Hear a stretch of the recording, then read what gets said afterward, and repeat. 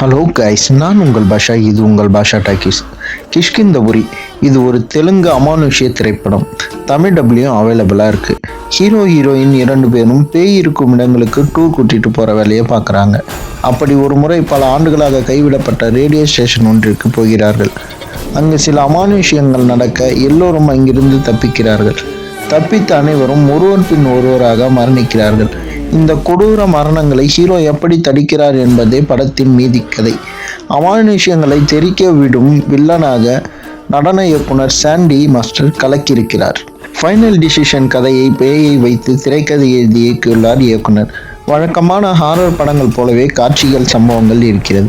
பெரிய ட்விஸ்டோ பயமுறுத்தும் காட்சிகளோ எதுவும் இல்லை. ஆனால் எங்கும் தொய்வில்லாமல் போகிறது. பின்னணி இசை ஓகே, கிராபிக்ஸ் காட்சிகளும் சுமார் ரகம்தான். நடிகர்களை பொறுத்தவரை சாய் சீனிவாசன், அனுபமா பரமேஸ்வரன் கதைக்கு தேவையான பங்களிப்பை அளித்துள்ளனர்.